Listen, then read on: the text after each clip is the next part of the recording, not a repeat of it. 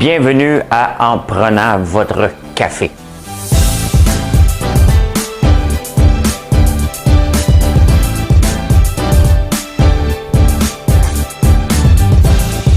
Tableau comme ça, là. Tu rentres, tu fais comme.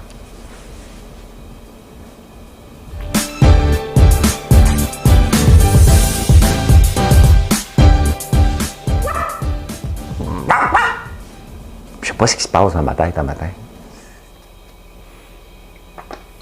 Je peux pas m'empêcher de rire en voyant le générique. Et bienvenue, bon samedi matin, on est le 26 septembre 2020. J'espère que vous avez bien dormi. Posez-moi la question. Oui, j'ai bien dormi comme un bébé, j'avais hâte de me lever.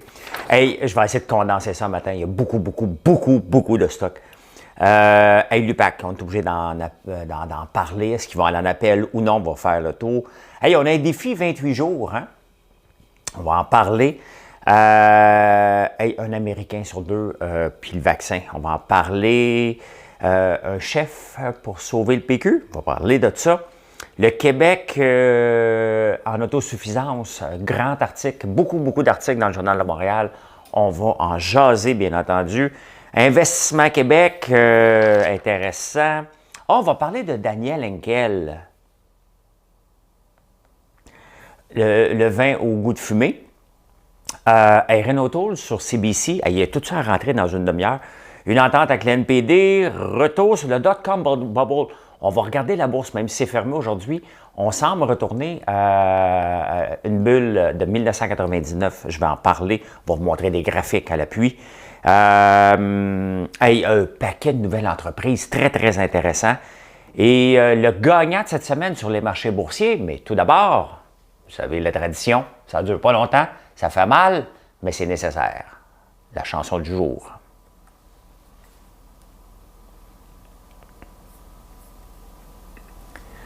Le vent dans tes cheveux blonds, le soleil à l'horizon, quelques mots d'une chanson. Que c'est beau la vie. Un oiseau qui fait la roue sur un arbre déjà roux, et son cri par-dessus tout, que c'est beau la vie. Voilà, ça ne dure pas plus longtemps que ça fait pas si mal que ça. Et là, je viens de me rendre compte que le chauffage vient de partir, et on va fermer ça pour avoir la paix, puis on part ça après. Hein? C'est parti!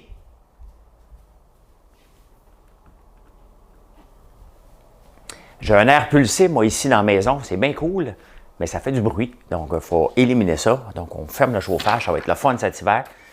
Hey, l'UPAC, quand on est obligé d'en parler, l'UPAC.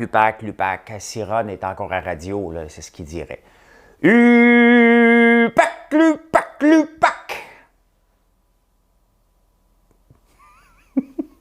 Pas fort, hein? Hey, j'ai oublié de vous dire avant quel café que je buvais. Hein? De ce temps-ci, je suis dans Mademoiselle Café. Hein? Le country, alors que je chante une chanson de Jean Ferrat. Je l'ai déjà chanté, mais j'ai le droit de la chanter plus d'une fois. Bien, c'est ça, j'ai encore les cheveux d'un mafioso italien matin. C'est comme ça maintenant où mon gars m'a dit l'autre jour que je ressemblais à un sugar daddy. Je lui ai dit, hey, wow, calme-toi, mais il aime mes cheveux. Il m'a dit que je t'aime hier. Ben oui, il m'écrit des fois comme ça, mon fils Mathieu. Je t'aime. Je trouve ça cool. l'UPAC. Hey, je fais déjà le bruit du chien, je peux bien faire la poule, là. Depuis 2011, ça a été formé. Sur quoi? Sur le scandale de la construction. Et depuis, c'est plus le scandale de la construction, c'est pas mal réglé cette affaire-là, c'est le scandale de l'UPAC. Hein? Il n'y a pas une foutue semaine qu'on ne parle pas d'un scandale à l'interne. C'est juste des chicanes internes. Et c'est un budget de 30 millions là, par année. Là. C'est supposé être la crème. Là. Voyons, si je répète 3 fois tout le temps. Hein? l'UPAC, la crème. Des policiers, puis finalement, on se rend compte que les enquêtes sont mal montées, il manque des dossiers, hey, c'est de la merde, OK? Et honnêtement, tant mieux, elle a gagné. Elle n'a pas gagné, OK? Elle a eu un prix de consolation parce que il aurait dû l'amener en cours, puis qu'elle gagne ou qu'elle perde, mais au moins, on a un verdict. Là, le monde va toujours avoir un doute. Mais bon, regarde, j'espère qu'ils n'auront pas le culot d'aller en appel. Hey, sacrez-lui patience à un moment donné. Emmenez pas ça en appel, là. Emmenez pas ça en appel. Je l'ai dit 2 fois. Emmenez pas ça en appel. Hein? Non, non, non, non, non. Voyons, tabarnouche. Le chiffre 3, ça veut dire quoi le chiffre 3 quand on répète le chiffre 3? Je répète tout en 3. Le chiffre 3, meaning. Bon, en numérologie, pour que j'aille voir qu'est-ce qui se passe. Moi, je suis en train déjà de déborder. C'est un message des anges, stick. Ben, voyons donc. Message angélique du chiffre 3. Ne soyez pas surpris de faire, dans les prochains jours, des progrès considérables dans votre vie. Renvoie à la personne l'épanouissement et la croissance. Voilà. Oh. Voilà, c'est ça qui arrive. Je vais avoir des changements dans ma vie, la croissance. Hey, vous ne pensez pas que c'était pour partir comme ça? Moi non plus, moi non plus, moi non plus, moi non plus.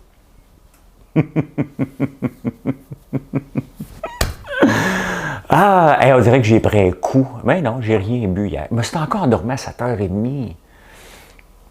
Je n'aime pas m'endormir tôt comme ça, mais j'étais fatigué. Hier, il y a des gens qui sont venus, bien sympathiques, le Benoît, là, qui est venu nous dire, s'assurer d'avoir les pentes pour le... Mais j'étais fatigué. J'avais pas trop de patience. J'ai dit, OK, fais juste me le dire vite fait, là, puis je t'écouterai pas. Je vais aller me coucher. Je sais qui m'écoute. Je voulais juste me coucher. J'étais fatigué. Je me lève des fois à 2h30, 3h du matin. C'est pas facile d'être morning man à mon âge, là.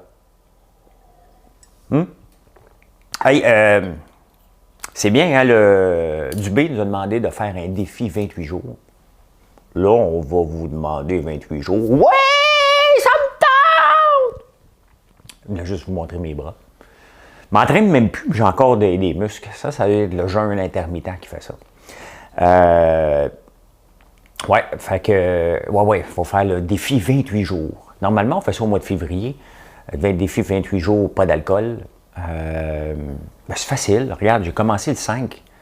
Le 5, ça fait déjà 21 jours sans alcool aujourd'hui. Puis, on me sent pas mal. T'sais. Quand on en boit régulièrement de l'alcool, là, quand t'en prends pas, tu sais, on prend un verre de vin. Quand t'en bois pas pantoute, c'est comme ça ne dérange pas. Pantoute. Pantoute, pantoute, pantoute. Écoute, c'est le show du 3. Si vous êtes déjà tanné, là, ben restez encore un peu parce qu'il y a des bonnes nouvelles quand même. C'est juste que je ne sais pas ce qui se passe dans ma tête un matin, comme dans le générique que Boo Design a fait. Ben c'est ça. Hein? C'est ça. Fait qu'on va, on va venir ici changer de caméra parce que j'ai 3 caméras, moi, ici. Fait que je suis bien de jouer avec mes 3 caméras. Je pense que vous êtes déjà tanné. Le défi 28 jours. Fait que c'est ça. Tu restes à la maison, tu ne parles pas avec personne. Tu sais, le problème, c'est que ça ne marche pas.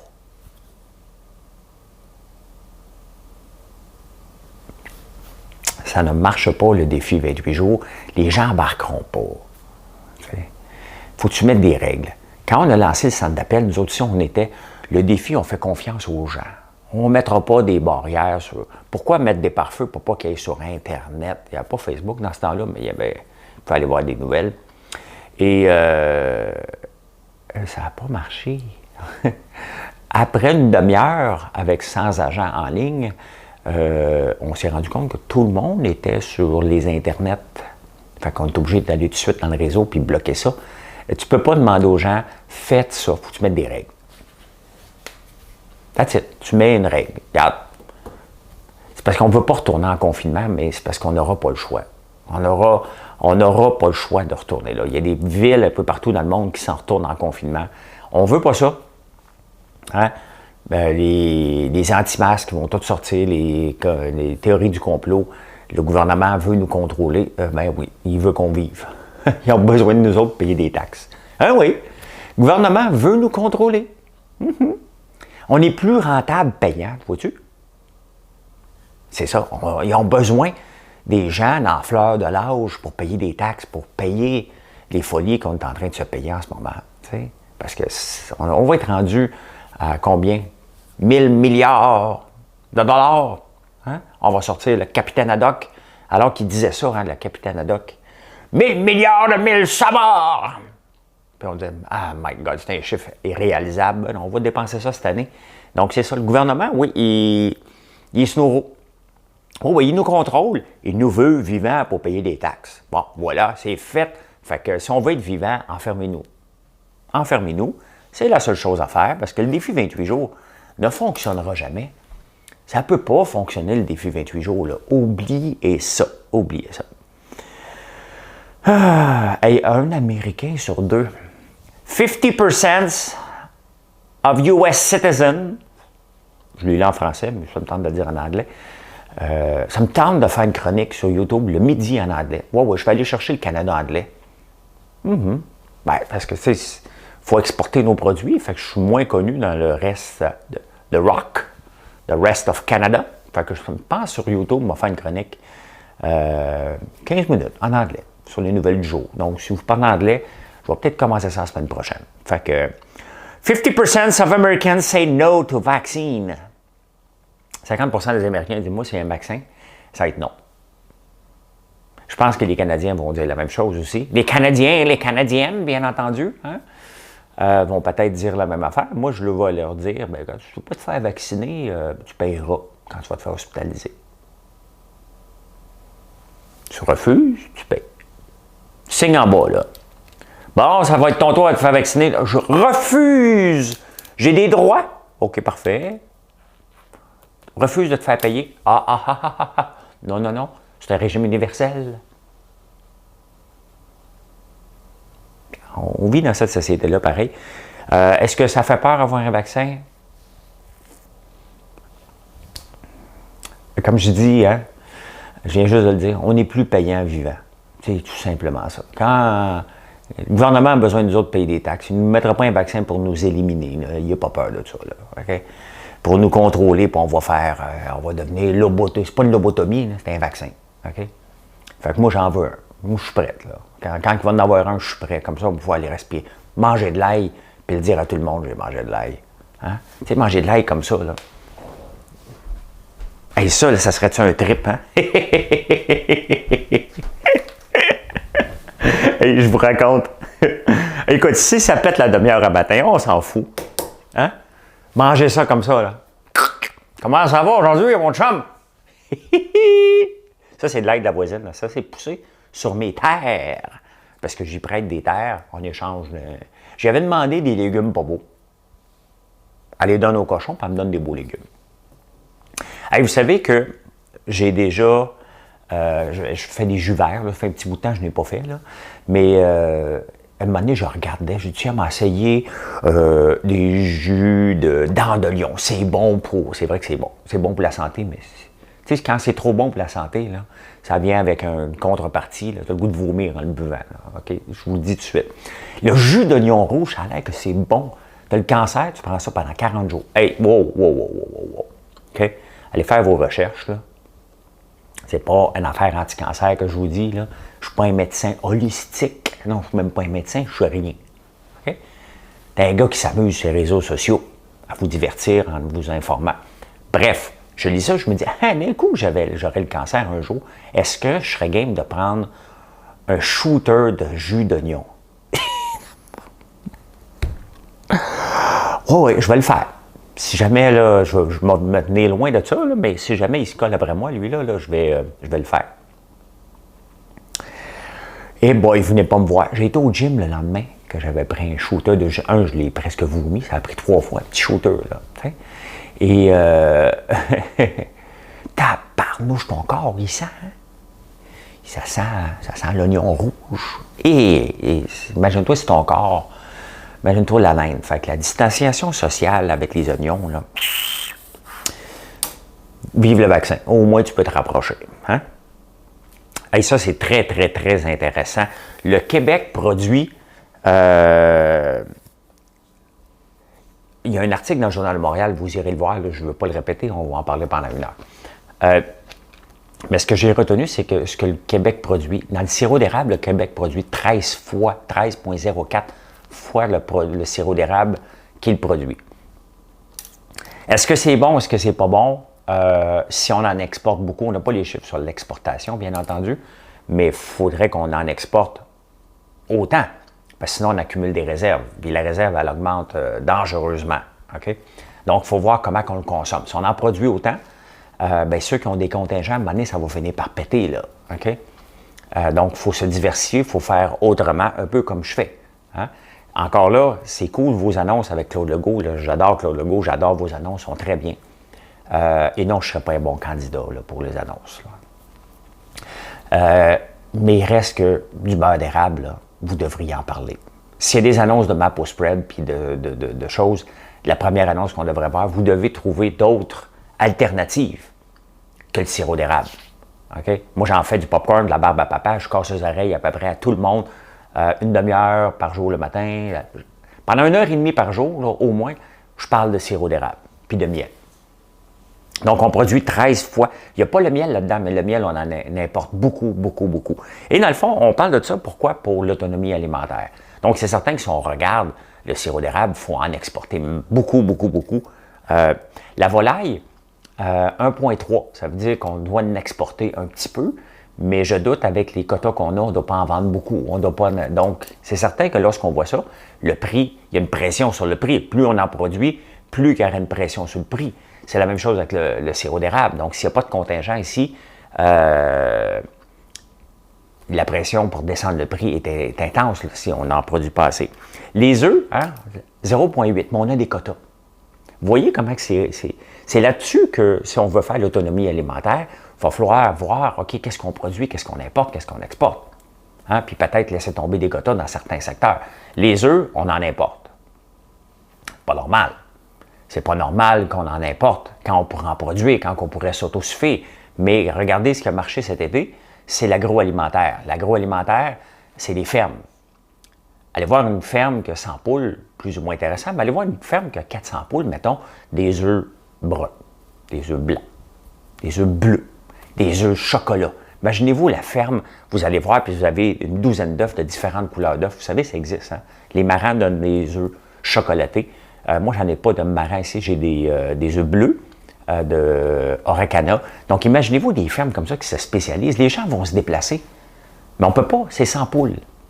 Donc, c'est ça, il faut donner un peu, là. C'est beau l'autonomie alimentaire, mais l'autonomie alimentaire, c'est pas toujours les grandes serres. C'est bien les grandes serres, mais encore là, il faut faire pousser ce qu'on est capable de pousser à un coût raisonnable. Le reste, il faut l'importer. OK?